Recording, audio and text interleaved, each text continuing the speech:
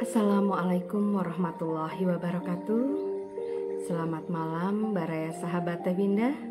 Jumpa lagi dengan saya Teh Winda Ratnaulan dalam Instagram Live Bincang Jiwa bareng sahabat Teh Winda, yang pada kesempatan kali ini akan membahas tema yang sangat penting, yakni pemulihan orang dengan gangguan jiwa secara berkelanjutan di Kepulauan Maluku.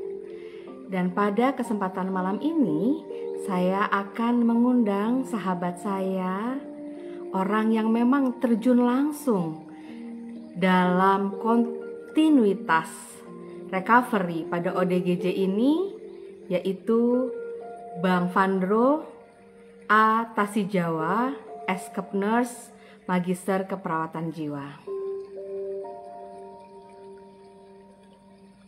Ada teman-teman yang sudah bergabung ya. Kita tunggu Bang Fandro untuk bisa hadir bersama kita semua.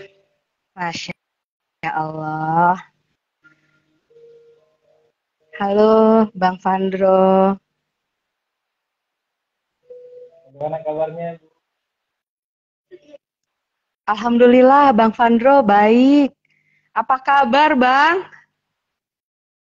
Kabar baik sekali Bu.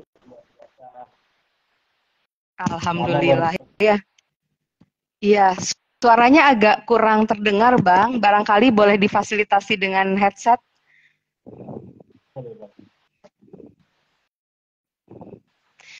Baik, izinkan saya untuk menyapa, Masya Allah, 40 orang yang sudah hadir bersama kita di sini, Bang.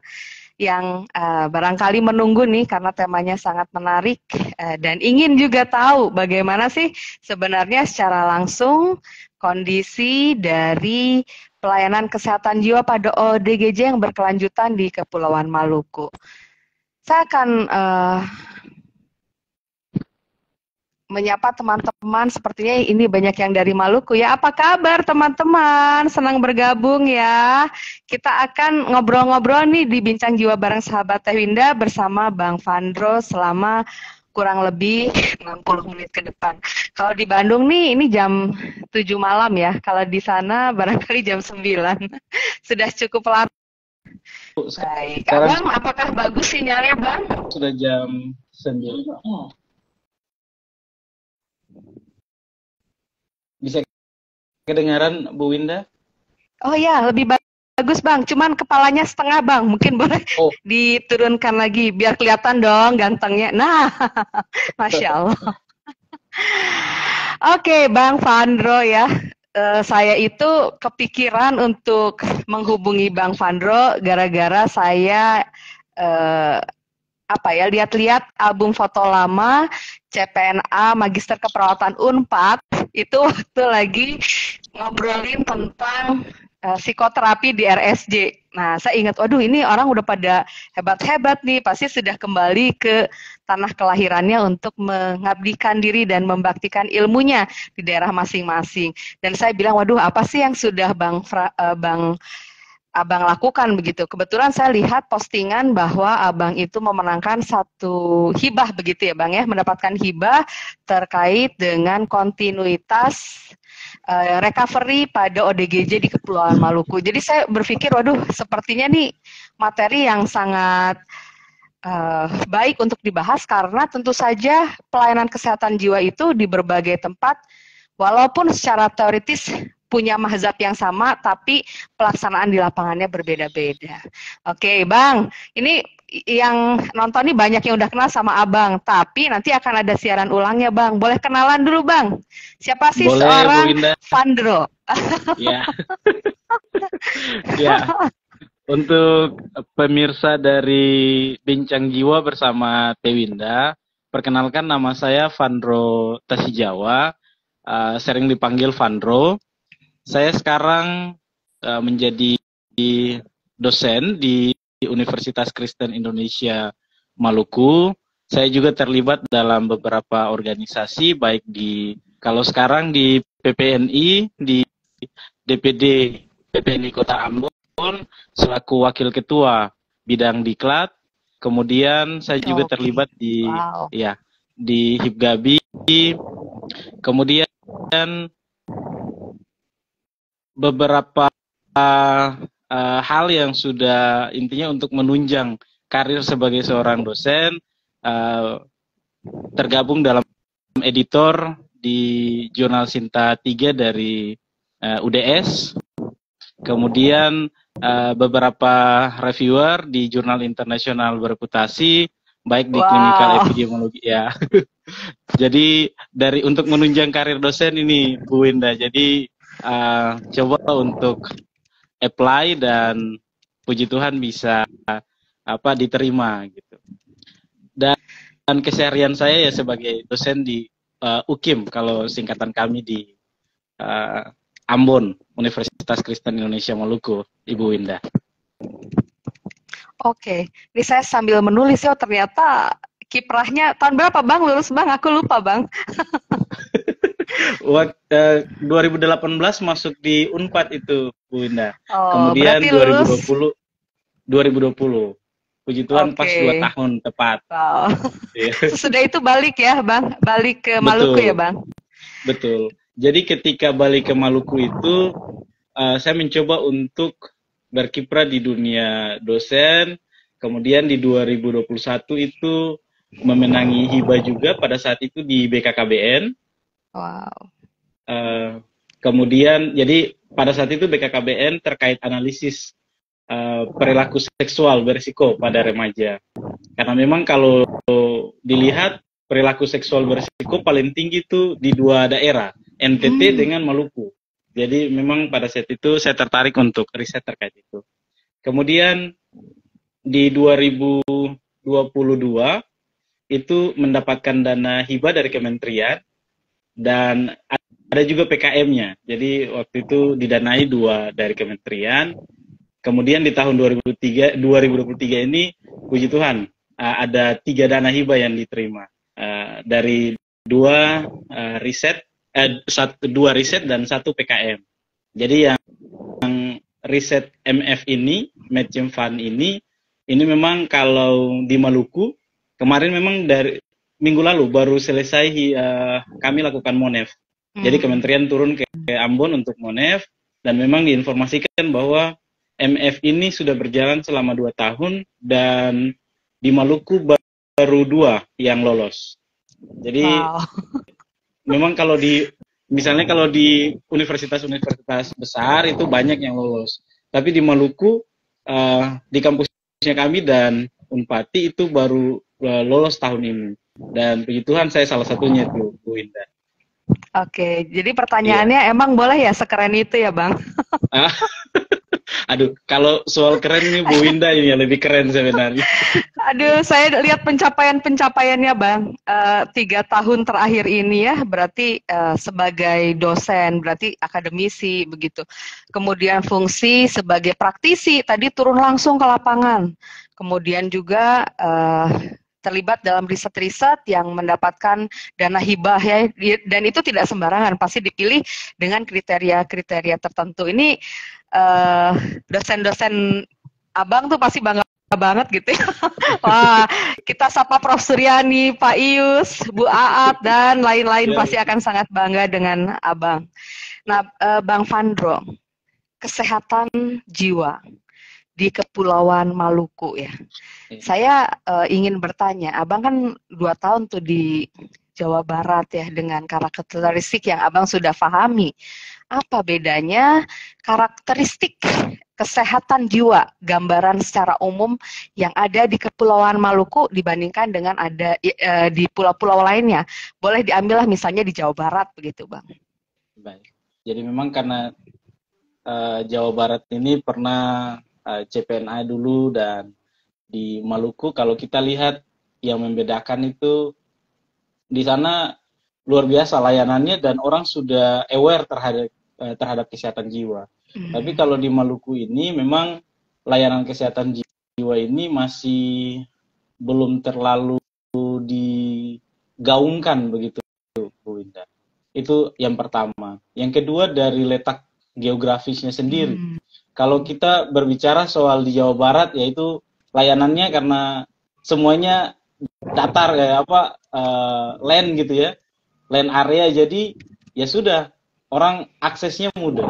Tapi kalau kita lihat di Maluku sendiri, itu 92,4% itu adalah laut, lalu 7,6% itu daratan, gitu. Jadi memang mau mengakses satu daerah ke daerah lainnya itu memang perlu banyak artinya transportasinya gitu. Ya, effort yang lebih juga gitu memang Bu Wita. Sehingga kalau kita lihat dari pelayanan kesehatan jiwa, kalau di Jawa Barat itu memang beberapa tempat itu menjadi titik poin untuk orang bisa mengakses layanan kesehatan jiwa dengan mudah. Tapi kalau di Maluku itu hanya satu sentralnya di ibu kota provinsi, ya di Ambon. Jadi kalau kita gambarkan layanan kesehatan jiwa karena sendirinya di kota Ambon, orang kalau mau pergi ambil obat, jadi karena obat itu, ini langsung saya ini terkait riset yang kemarin yang kami sudah dapatkan, bahwa memang kalau mau akses obat saja, biasanya di puskesmas itu tidak ada obatnya, Bu Winda. Dinas Kesehatan Kabupaten Kota juga obatnya terbatas dan sudah banyak yang sudah expired. Sehingga mau ambil obat maka harus dibuat rujukan untuk ke RSKD, Rumah Sakit Khusus Daerah di Kota Ambon, dan itu aksesnya lumayan jauh tuh Bu Winda. Gitu. Ada kalau misalnya kayak misalnya tempat tinggal saya dari Buru, kalau mau ke Ambon itu ferry 8 jaman baru bisa sampai. Kemudian kalau yang terdekat saja misalnya ke Masohi ya 2-3 jaman gitu, dengan kapal laut juga. Jadi artinya itu terkait letak geografisnya itu lumayan menjadi tantangan tersendiri bagi layanan kesehatan jiwa di Kepulauan Maluku.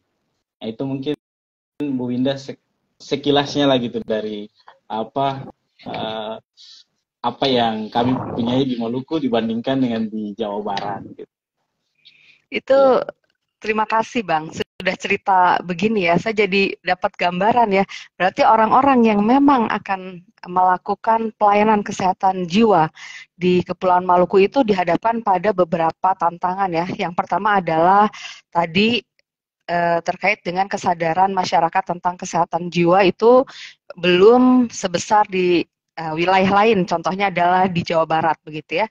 Kemudian letak geografis ya, di kami saja yang letak geografisnya datar-datar aja, nggak usah pakai ferry, tinggal naik angkot, naik Grab, naik Gojek, atau bisa jalan kaki kalau misalnya dekat, itu juga kadang-kadang untuk dia mau mengakses pelayanan kesehatan jiwa karena kurangnya kesadaran itu masih ada gitu ya. Kemudian saya bayangkan akses terdekat itu 2-3 jam naik kapal. Tentu saja saya belum pernah nyebrang pulau, Bang. Nyebrang pulau pakai kapal begitu ya. Terus kalau mau yang lebih lengkap itu harus 8 jam. Wah, ini udah di luar kota banget gitu ya. Luar biasa. Kemudian tadi kita tahu untuk orang dengan gangguan jiwa itu dia memerlukan obat supaya bisa pulih kan. Memang secara teori pendekatan pertama adalah psikofarmaka gitu ya Bang ya. Yang harus dikoreksi, diperbaiki adalah psikofarmakanya. Tapi terkait dengan psikofarmaka ternyata ketersediaan dari obat-obatannya juga kurang memadai ya. Ini luar biasa ya. Jadi sesuatu yang barangkali ya itulah, barangkali kalau Abang dapat riset dana untuk melakukan penelitian terkait dengan hal tersebut, akan diketahui masalah-masalah yang terjadi dan bagaimana jalan keluar untuk mengatasi masalah-masalah tersebut gitu ya Bang ya. Kalau boleh tahu nih Bang, secara apa yang Abang lihat setelah terjun ke lapangan itu untuk gangguan jiwa apa yang paling sering terdeteksi di sana, Bang? Iya. Kalau jadi memang kami kemarin screening. Jadi mungkin saya kasih gambaran umum dari ini dulu, Bu Winda. Bahwa memang kami riset ini kami bagi dalam beberapa program. Yang pertama itu kami lakukan identifikasi. identifikasi terkait masalah dulu. Jadi dari identifikasi masalah ini ada dua pendekatan yang kami pakai. Yang pertama adalah FGD. FGD itu untuk penanggung jawab program kesehatan jiwa baik di level puskesmas, level kabupaten, dan karena memang pilot projectnya kami hanya di 5 kabupaten kota. Itu di Maluku Tengah, di Buru, di MBD, Maluku Barat Daya, Tual, sama Kota Ambon. Memang representatif, kami coba yang paling terjauh. Kalau Tual dan MBD itu sekitar 2 hari perjalanan kalau pakai kapal laut. Iya. Jadi itu representatif yang paling terjauh, dan Buru itu 8 jam kalau menggunakan ferry, lalu Masohi serta di Kota Ambon yang memang sentralnya. Lalu yang kedua untuk identifikasi itu kami pakai pendekatan kuantitatif. Jadi kuantitatif ini kami memang langsung screening dengan ada 3 kuesioner yang kami pakai, itu recovery assessment scale, kemudian prodromal questionnaire yang 16 versi 16, kemudian kebutuhan dan layanan, itu yang kemarin kami coba untuk gali. Dan memang sekarang sedang sudah di submit untuk keluarannya. Mungkin saya ini kasih gambaran bahwa dari hasil yang kami punya, memang kami dapat, memang belum final semua yang database yang kami masukkan, tapi itu ada 268 yang kami deteksi di 5 kabupaten kota tersebut. Dan dari 268 itu memang ada kriteria yang kami pakai bahwa memang orang-orang dengan gangguan jiwa yang tidak lakukan perilaku kekerasan lah. Misalnya ketika ke sana lalu kalau dia ada ngamuk-ngamuk, memang ada relapse, ya kami lepas gitu. Tidak jadikan sebagai sampel dalam penelitian ini. Dan artinya mereka bisa komunikasi. Sehingga dari situ kami dapatkan bahwa yang sudah recovery itu ada 149 orang, dan yang belum recovery itu 119. Kemudian yang ada gejala-gejala yang muncul, itu yang mengalami distress itu ada 172 orang. Kalau kita lihat dari mengkonsumsi obat, itu memang 143 yang sudah mengkonsumsi, tetapi banyak juga yang tidak mengkonsumsi obat. Itu gambaran-gambaran terkait riset yang kami punyai, yang kami kemarin lakukan. Sehingga dari gambaran itu, kami mengidentifikasi bahwa memang antipsikotik itu memang sangat sulit untuk didapat. Gitu ya. Kemudian masalah kesehatan jiwa, menurut penanggung jawab jiwa di kabupaten kota bilang, ya masalah kesehatan jiwa itu sebenarnya sudah masuk di SPM, standar pelayanan minimal, tetapi anggarannya itu ya anggaran pengembangan. Nah itu makanya mereka bilang ini program ini kadang-kadang dibarengi dengan program PTM, karena memang Keswa dengan PTM itu satu. Jadi memang anggaran ke Keswa itu luar biasa, minimal sekali bagi mereka. Sehingga mereka bilang bahwa orang-orang yang menjadi penanggung jawab jiwa program kesehatan jiwa ini sebenarnya malaikat. Karena artinya teman-teman di puskesmas gitu, Winda. Karena kalau tidak ada anggaran, ya terpaksa mereka korbankan uang mereka sendiri. Yang penting adalah bagaimana mereka bisa lihat pasien itu atau survivor itu dia bisa pulih gitu. Kemudian kami lihat bahwa pasung di 2 daerah yang terdeteksi itu di Buru dan Maluku Tengah itu masih banyak gitu. Itu kemarin kami dapati ada 2 sebenarnya, tapi yang satu ini yang cukup menarik bagi saya. 5 tahun itu dipasung, jadi kaki tangan semua dipasung dan tidak bisa jalan sama sekali ketika dilepas pasung itu. Artinya dari proses itu kami melihat bahwa luar biasa. Seharusnya perhatian, artinya kita sebagai manusia, sesama manusia ketika melihat hal itu, juga miris juga begitu, Bu. Kemudian tantangan yang terberat yang kami lihat juga bahwa ketika orang dengan penanggung jawab jiwanya, mereka sudah sekitar 3 tahun, 4 tahun pegang program. Tiba-tiba di diganti di puskesmas. Jadi pergantian penanggung jawab program di Dinas Kesehatan Kabupaten ini tidak tahu ini bahwa sudah ada pergantian. Maka itu tantangan baru karena lalu orang yang pegang program ini sudah pindah tugas ke puskesmas lain, maka orang yang penanggung jawab jiwa baru ya terpaksa dia harus cari data baru. Jadi dia harus yang pergi pendataan ulang. Itu adalah tantangan yang memang dimiliki pada saat kemarin kami, artinya identifikasi masalah itu yang kemarin kami dapati. Kemudian dari berbagai hal itu kami melihat bahwa jiwa ini memang dari sisi lintas sektor itu masih menjadi perhatian sebenarnya. Belum optimal hal begitu, Bu Winda. Jadi memang apalagi kalau kemarin kami mendapati bahwa kemarin baru kami sebenarnya tahu itu, Bu Winda, bahwa rupanya kalau mau masuk ke RSKD ini itu ada kuotanya. Jadi kalau sudah penuh di RSKD, maka teman-teman dari Dinas Kesehatan Kabupaten itu harus tunggu dulu.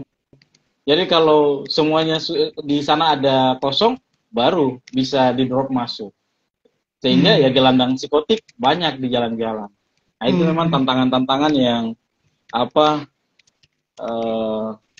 luar biasa kami dapat. Kemudian saya kasih informasi saja Bu Winda bahwa memang dari luaran ini kami ada buat beberapa hal. Yang pertama itu permodelan. Kami buat model. Modelnya itu kami namakan core, Mbak Winda. Core Archipelago model. Ya, jadi core itu dari continuum recovery itu. Sebenarnya kalau core itu kami bilang core itu seperti komputer sebenarnya, Intel Core, Intel Core i3 gitu ya, i5. Jadi semakin tinggi itu sebenarnya semakin baik lagi, dan semakin tinggi itu sebenarnya itu penekanannya program-programnya lebih banyak harus ke survivor itu sendiri, ODGJ-nya. Lalu misalnya core, kami kasih core pertama itu untuk permintaan obat-obatan dan lain-lain. Jadi kami ada buat satelit-satelit untuk misalnya di Buru itu dia akan masuk dalam 2 kabupaten.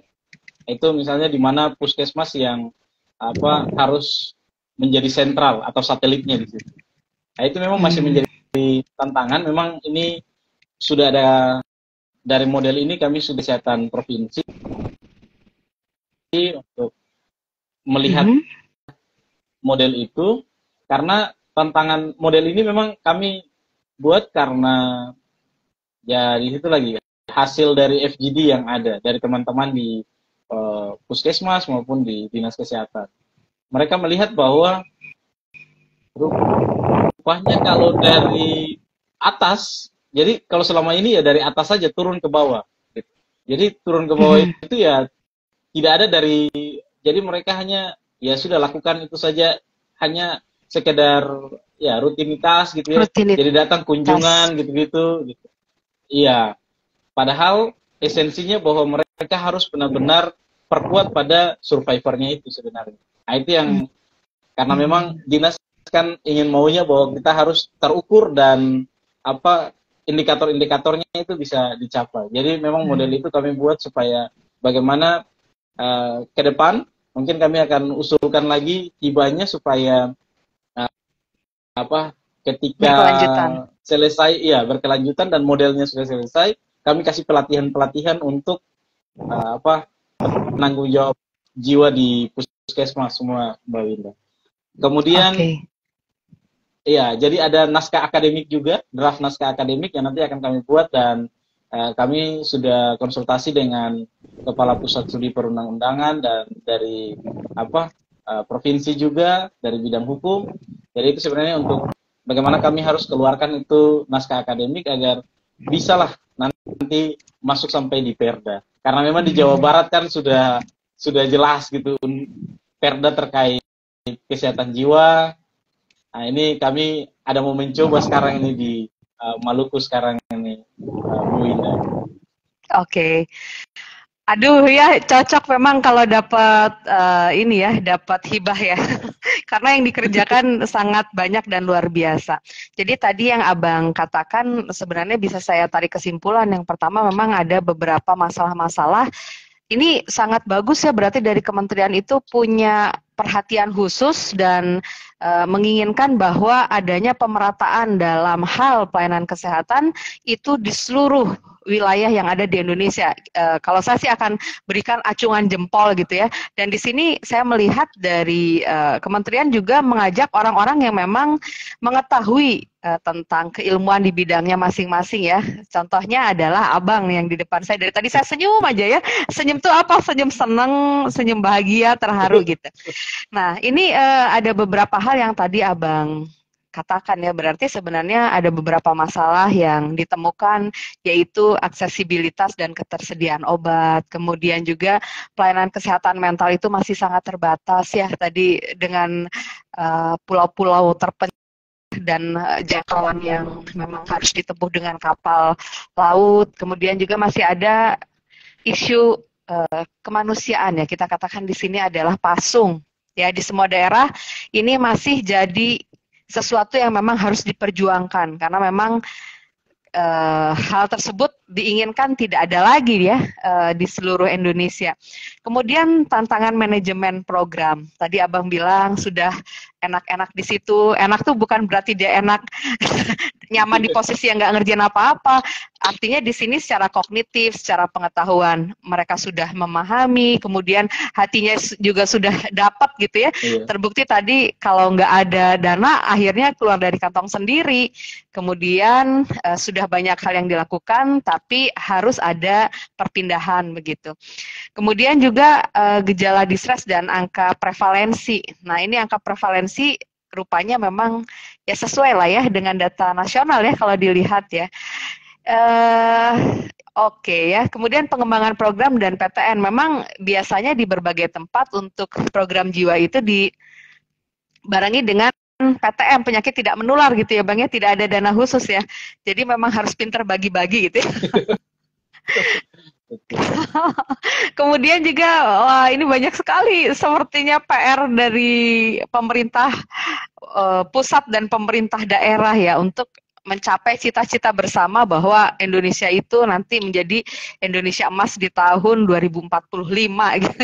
Dan Abang adalah salah satu orang yang diutus oleh Tuhan, diutus oleh pemerintah, diutus oleh masyarakat untuk membantu goals-nya program ini gitu ya Bang ya. Oke, tadi sudah saya dapat gambaran yang sangat lengkap karena ini kan by research ya tentang kondisi kesehatan jiwa di Kepulauan Maluku. Ada satu ketertarikan untuk membahas tentang stigma ya. Di sini pun ya walaupun kita tahu ya di generasi zilenial di mana orang itu sangat mudah untuk mengakses berbagai informasi dan literasi tentang kesehatan jiwa. Bahkan sekarang kalau saya lihat karena saya kan masih di polikonseling psikoterapi ya Bang, itu anak-anak muda itu dengan kesadaran sendiri tuh datang terus bilang sepertinya saya punya masalah, kemudian lakukan konseling psikoterapi. Kalau memang terlihat memang butuh untuk ke psikiater kita berikan rujukan untuk ke psikiater. Itu sudah mulai ada perkembangan yang sangat baik terkait dengan isu kesehatan jiwa. Nah, kalau di daerah Kepulauan Maluku sendiri, Bang, bagaimana personal itu menganggap tentang masalah kesehatan jiwa? Seandainya nih, dia menemukan kondisi-kondisi di mana menurut dia tidak seperti yang seharusnya atau yang biasanya ada begitu, Bang? Ya, jadi memang saya jawab ini berdasarkan pengalaman dan juga riset yang kami sudah lakukan ini, Mbak Wida.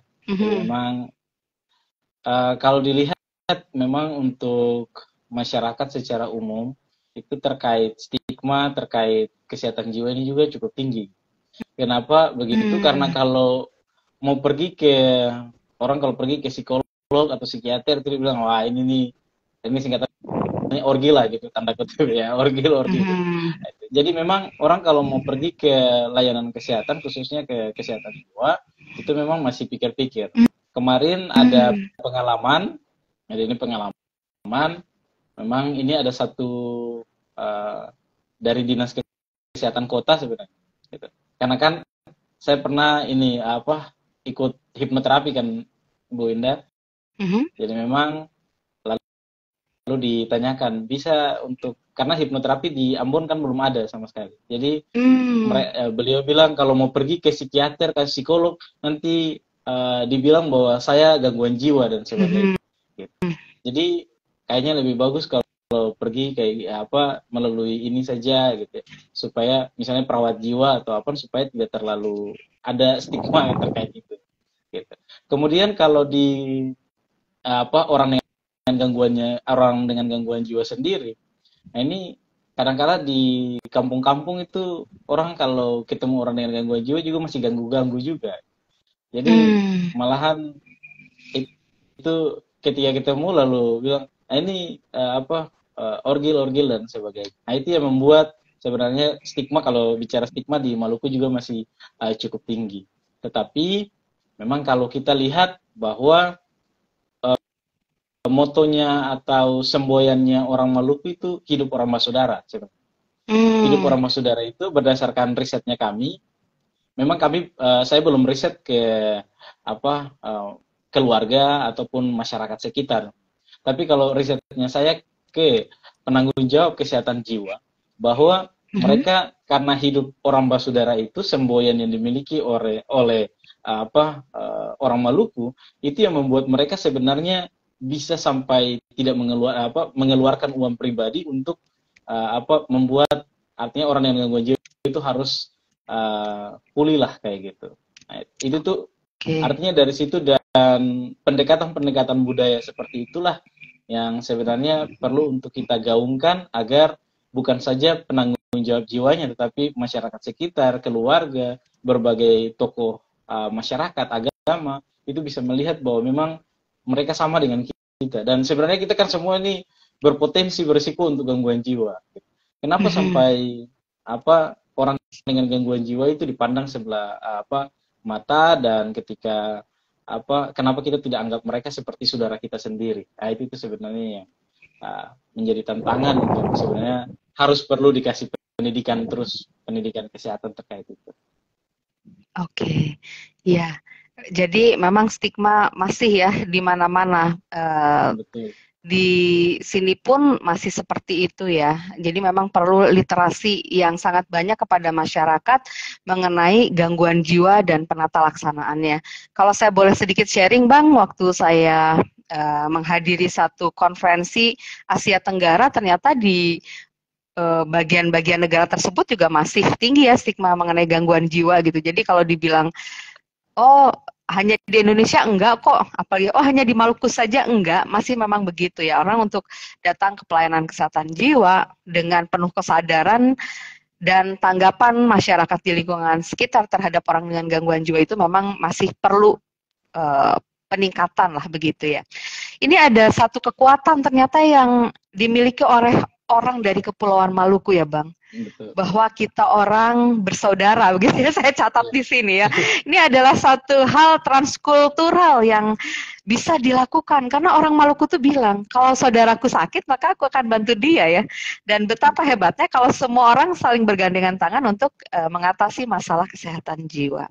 Nah, Bang, ini sudah sangat jelas ya, kekuatan-kekuatan apa lagi yang bisa Abang ceritakan kepada kami nih yang sangat jauh dari Kepulauan Maluku mengenai prospek ke depan dengan kultur, atau tadi kultur sudah ya, dengan hal apa ya yang kira-kira bisa untuk menjadi angin segar untuk kesehatan jiwa di Kepulauan Maluku, Bang?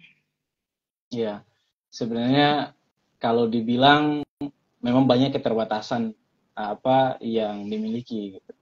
Tetapi kalau dibilang apakah ada kekuatan-kekuatan, sebenarnya kalau teridentifikasi memang mau buat sesuatu, kalau artinya orang kalau tidak ada bensin maka dia tidak bisa ke kunjungan ke orang dengan gangguan jiwa gitu.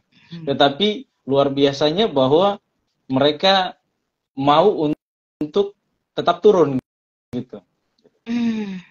Mbak Winda, ketika kami di salah satu daerah itu perjalanan jalan kaki itu 7 sampai 8 jam untuk naik ke Masya atas. Allah. Jadi kalau orang berpikir bahwa ini hanya demi program, maka mereka tidak akan turun. Artinya karena nilai kemanusiaan itu yang benar-benar dimiliki oleh orang Ambon sehingga luar biasa. Jadi selain semboyan yang tadi saya bilang, itu memang kami dapati bahwa ale rasa beta rasa. Jadi apa yang orang lain rasakan, itu juga saya rasakan. Sehingga itulah yang membuat sampai mereka benar-benar bisa untuk berkorban diri sendiri, berkorban tinggalkan keluarga, dan bisa untuk jadi kemarin yang lepas pasung itu tuh mereka cerita seperti itu. Jadi mereka jalan berkilo-kilometer hanya untuk melepaskan pasung, lalu memberikan edukasi kepada masyarakat. Meskipun kalau dilihat ya layanan kesehatan jiwa ini itu tantangannya itu di psikiater sebenarnya juga, karena hanya kalau sekarang di RSKD itu ada 2. Gitu. Jadi kalau jadi dari psikiater mereka punya program untuk turun ke daerah-daerah itu baru mereka jalan. Gitu. Lalu kalau mau ambil obat baru dari puskesmas kasih rujukan ke orang yang rujukan ke keluarga. Jadi nanti keluarga pergi ambil obat di RSKD. Itu perjalanannya kayak tadi. Tetapi kekuatan yang bisa dimiliki adalah penanggung jawab jiwanya itu dia baik, sehingga dia harus yang ada memang misalnya dia yang nanti menjadi fasilitator sehingga keluarga tidak perlu pergi gitu. Ada misalnya orang yang di Ambon yang berasal dari daerah itu, mereka nanti tinggal kirim saja, nanti mereka pergi ambil di RSKD dan mereka kirim lewat ferry atau lewat mobil untuk nanti sampai di situ. Jadi artinya itu kekuatan itulah yang sebenarnya dimiliki yang membuat sampai memang kalau bicara soal kelemahan banyak, tapi itu kekuatan-kekuatan sebenarnya yang masih dimiliki oleh orang Ambon, orang Maluku yang memperkuat dari bawah lah gitu. Meskipun layanan dari atas keterbatasan. Itu mungkin beberapa. Oke, keterbatasannya banyak, tapi ternyata kekuatannya barangkali kecil. Kecil itu bukan berarti sedikit, tapi besar maknanya ya. Saya nggak kenal sama penanggung jawab program, tapi kalau ketemu tolong sampaikan salam saya. Rasanya hati saya tersentuh sekali ya dengan apa yang telah dilakukan oleh teman-teman di lapangan untuk memperjuangkan kesehatan jiwa pada masyarakat. Bang Vandro ya, ale rasa beta rasa itu kan saya coba cari di sini adalah bahasa dari Pidgin Papua gitu ya. Ale itu artinya semua gitu, rasa itu ya rasa, beta lebih baik ya. Jadi memang artinya semua rasa kita semua merasa lebih baik. Jadi kalau ada masalah yang harus dilakukan adalah bagaimana kita melakukan perbaikan secara bersama-sama. Ini adalah satu hal yang untuk saya keren ya. Ini kan halnya yang diangkat di sini adalah bagaimana semangat kolaboratif dan pemahaman bersama dalam satu konteks tertentu. Dalam hal ini terkait dengan pemenuhan kesehatan jiwa yang ada di Kepulauan Maluku ya. Itulah tiba-tiba aku langsung mencintai orang-orang Maluku kayak gini dengan spirit yang luar biasa ya. Tolong sampaikan pada teman-teman pejuang kesehatan jiwa di sana ya. Saya sangat kagum dengan mereka. Jadi kalau saya melakukan sesuatu di sini, barangkali saya juga tidak boleh merasa hebat dan merasa sombong karena ternyata banyak sekali orang yang perlu effort besar untuk melakukan perjuangan ini di tempatnya masing-masing. Oke Bang, kalau terkait dengan keluarga ya, tadi saya tangkap bahwa keluarga itu sebenarnya memiliki keinginan untuk memfasilitasi orang dengan gangguan jiwa itu untuk sembuh. Salah satunya tadi keluarganya itu mengambil obat walaupun tempatnya jauh, kemudian mengantar untuk mendapatkan pelayanan kesehatan jiwa. Nah, boleh kasih sedikit gambaran bagaimana peran caregiver Bang? Secara umum dalam memfasilitasi recovery untuk ODGJ yang ada di Kepulauan Maluku, Bang. Ya, baik Bu Indah. Jadi memang kalau caregiver informal ini untuk dalam hal ini keluarga, saudara, memang kami dapati memang ada beberapa yang seperti Bu Winda sampaikan, tapi memang kami tidak menutup kemungkinan bahwa memang ada yang menelantarkan juga keluarganya. Gitu. Tapi kami melihat bahwa dari keluarga yang mereka artinya memberi perhatian kepada orang yang gangguan jiwa ini, saudaranya ini luar biasa. Ini risetnya kami juga kemarin. Jadi terkait seksualitas ini orang dengan jadi ODG-nya ini hamil, lalu kami melihat perspektif dari pasangannya. Gitu. Jadi memang kalau saya cerita ini berdasarkan apa yang saya sudah dapati di lapangan ya. Jadi memang dilihat bahwa perspektif mereka itu luar biasa, Bu Ida. Bahwa mereka benar-benar, jadi memang ada beberapa yang memang meninggalkan, gitu. Tetapi kebanyakan dari yang responden yang kami dapati bahwa mereka luar biasa merawat istrinya gitu sampai pada mereka bisa melahirkan gitu. Meskipun banyak sekali dalam pikirannya mereka bahwa ini nanti anaknya ini kayaknya nanti gangguan jiwa kayak mamanya gitu dan lain-lain. Artinya meskipun itu tetap ada gitu dan mereka tetap perhatian dan mau membantu istrinya. Tapi meskipun ada beberapa juga yang kami temukan itu yang meninggalkan. Artinya tidak cerai tetapi lari kasih tinggal istrinya seperti itu. Jadi kalau dilihat dari caregiver yang ada di Maluku, jadi sebenarnya hampir sama saja dengan yang di lain-lain, di mana mereka tetap merawat, tapi juga ada yang meninggalkan. Tetapi kekuatan di Maluku adalah yang tadi saya sudah sampaikan di awal terkait hidup orang saudara, di mana kalau keluarga jadi keluarga di sini ketika orang Ambon bilang keluarga, tetangga-tetangga itu semuanya juga keluarga. Jadi bukan saja orang yang satu rumah yang benar-benar saudara, artinya dalam satu garis keturunan, tetapi rupanya luar biasa itu. Mereka yang di tetangga ketika ini kasih uang, bantu untuk misalnya bawa dia ke rumah sakit dulu gitu dan lain-lain. Jadi ketika di rumah sakit juga ada risetnya kami, mereka jadi riset itu di 2021 kemarin. Nah itu mereka bawa sampai di di RSKD dan itu patungan-patungan semua itu. Karena memang dia sudah jadi di satu desa itu. Dan kemarin di satu desa kami temukan juga di Y Meeting itu puskesmasnya itu puskesmas dan pihak desa itu buat kolaborasi MOU. Jadi dari situ ketika ada orang dengan gangguan jiwa di desanya itu langsung difasilitasi, desa langsung mensupport dari material, artinya dana dan sebagainya sampai di Ambon, dan ketika dia balik juga mereka tetap mensupport. Nah itu gambaran-gambaran yang di lapangan yang bagi saya memang di daerah-daerah desa-desa lain belum melakukan, tapi ada desa-desa percontohan seperti itu tuh yang membuat kami bahwa oh iya luar biasa nih. Maksudnya pemikiran dari perangkat desa, pemikiran dari masyarakat sekitar terhadap orang dengan gangguan jiwa itu sudah luar biasa.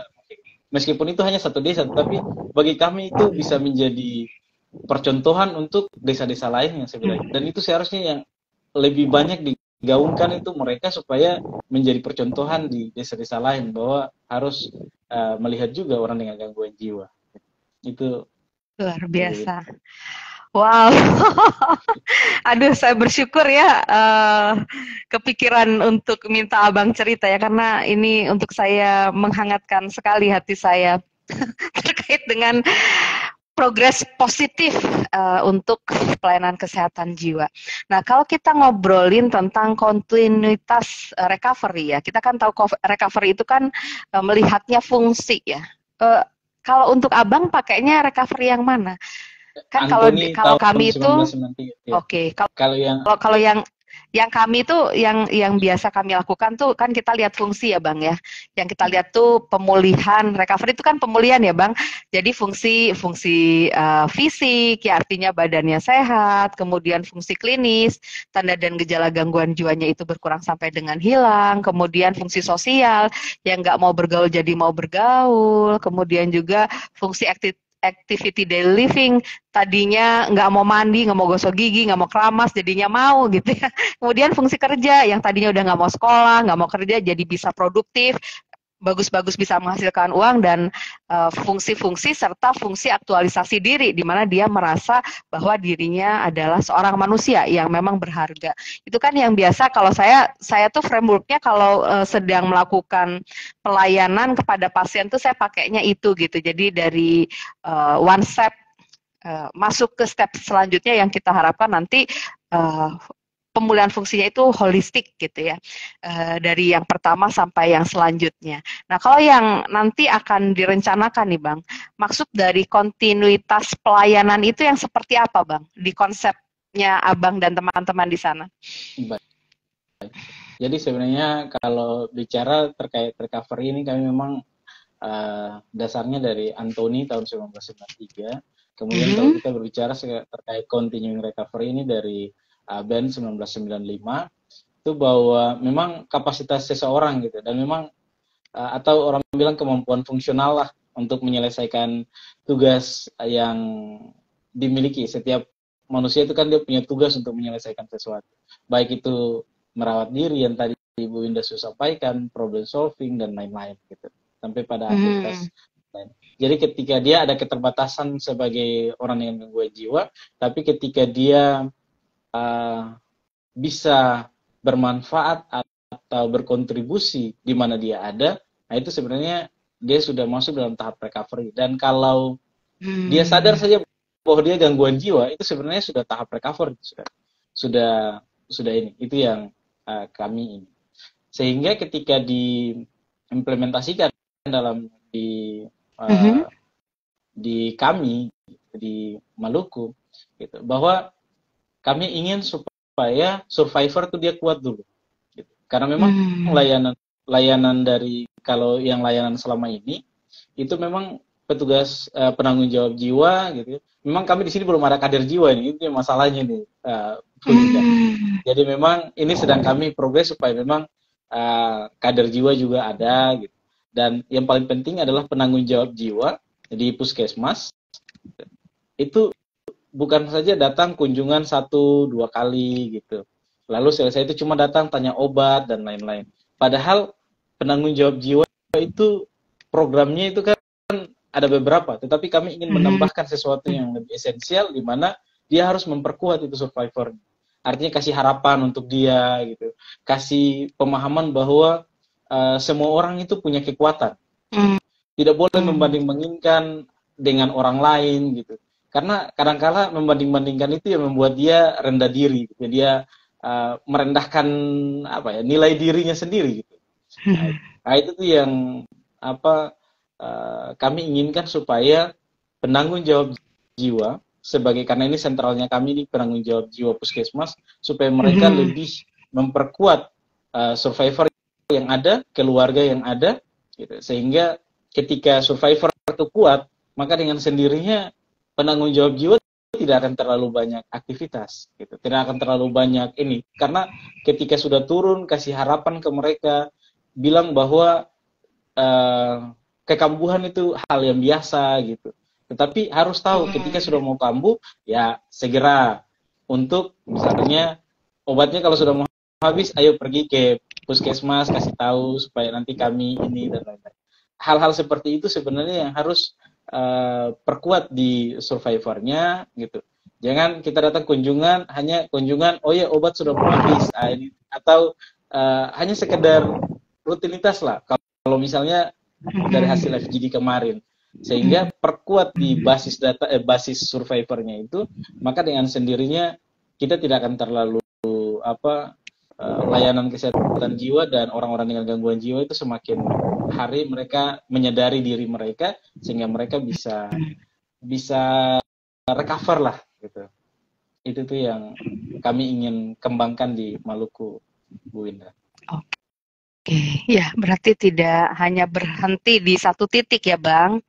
Kalau dia sudah pulih di salah satu fungsi, ya maunya semua fungsi akan pulih. Kemudian pelaksanaannya juga kalau tadi ya dia dirawat di pelayanan kesehatan jiwa, nggak hanya sampai di situ, berarti supaya dia pulihnya akan paripurna begitu ya, itu harus ada pemulihan yang dilakukan di komunitas dan waktunya juga lebih lama daripada yang dilakukan di hospital ya, yang berbasis rumah sakit itu kan terbatas 2 minggu kalau di sini ya Bang, ya sekitar itulah ya. Tapi ini menjadi PR besar untuk pemulihan nanti di komunitas juga. Wah luar biasa ya. Ada yang ingin bertanya nggak teman-teman? Mangga kalau ingin bertanya silahkan tulis di kolom chat ya. Walaupun tinggal sebentar nih waktunya, tapi insya Allah kita akan coba fasilitasi untuk pertanyaan-pertanyaan terkait dengan apa ya, recovery itu apa? Pemulihan berkelanjutan pada orang dengan gangguan jiwa di Kepulauan Maluku. Nah, ada nggak yang mau nanya nih?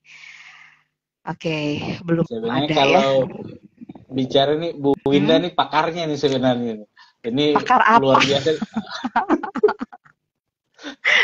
Ini jadi memang kayaknya ada teman-teman mahasiswa juga yang ikut ini Bu Winda.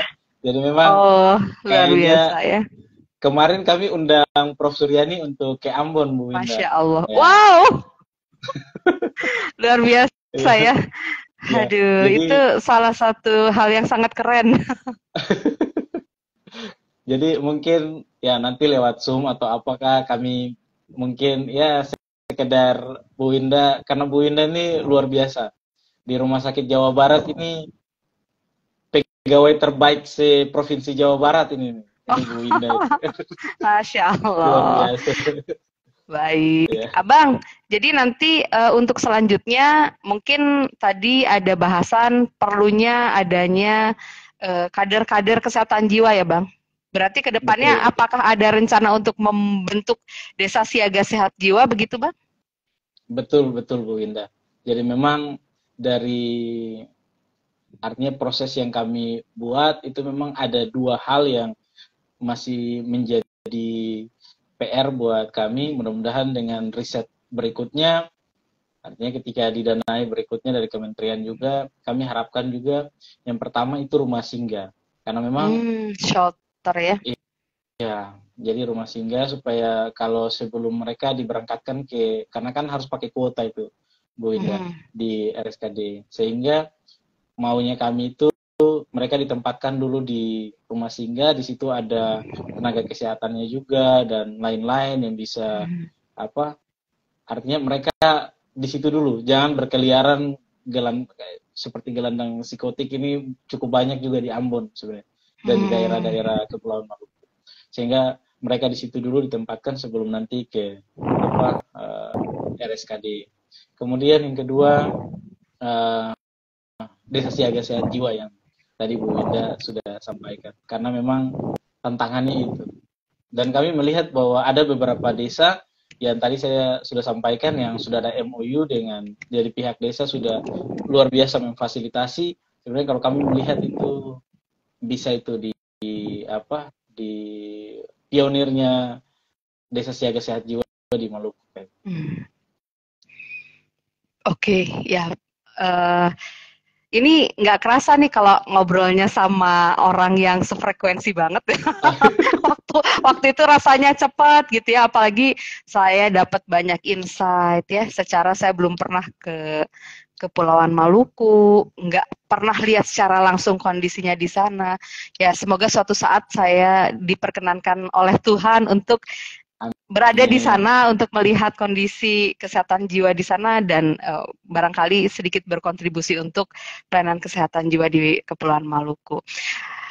Abang boleh nggak ngasih closing statement nih di 5 menit terakhir tentang tema yang tadi kita telah bahas?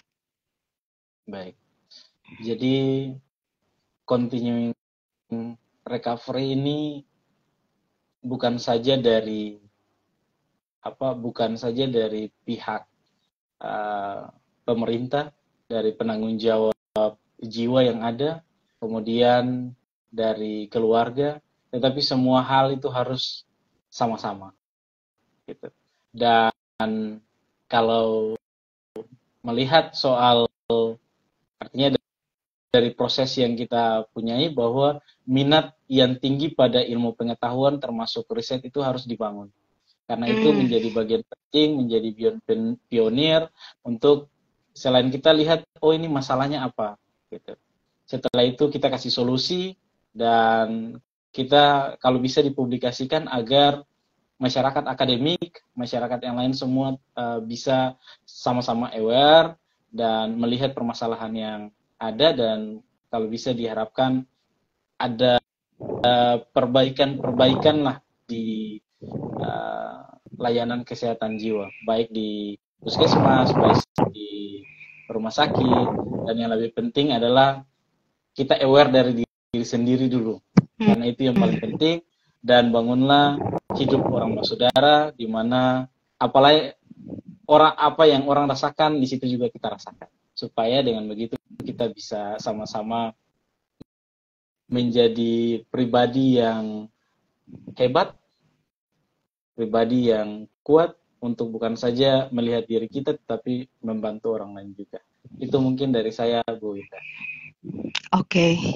Baraya sahabat Teh Winda, itu tadi adalah closing statement yang luar biasa dari sahabat saya, Bang Vandro, bahwa sebagai perawat kita harus mengaktifkan semua peran-peran kita ya.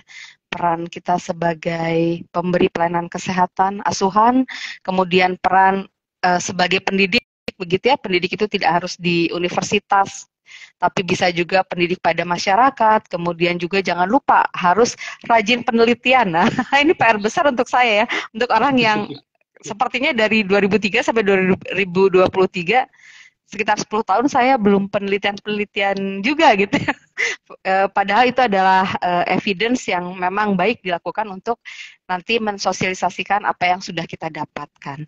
Para sahabat Teh Winda, dalam gelombang pemulihan, setiap langkah kecil adalah ombak besar menuju keberhasilan. Teruslah pulih Kepulauan Maluku, karena setiap individu memiliki kekuatan untuk menemukan cahaya dalam kegelapan. Tema yang kita bahas hari ini mengenai continuing recovery adalah perjalanan kolektif, menguatkan satu sama lain seperti ombak yang saling mendukung di laut kehidupan kita. Di Kepulauan Maluku kita bersama-sama membangun pantai kebahagiaan. Selamat untuk melayani Tuhan, Abang dan teman-teman yang ada di Kepulauan Maluku. Semoga menambah kesejahteraan tidak hanya fisik, akan tetapi mental untuk orang-orang yang membutuhkan. Terima kasih untuk yang sudah hadir sampai jam 20 kalau di sini, kalau di sana jam 10 malam. Semoga diberkati, salam sehat jiwa, izin untuk undur diri. Wassalamualaikum warahmatullahi wabarakatuh. Sampai jumpa Bang, sampai jumpa teman-teman. Ya. Bye-bye Bu. Bye. Oke.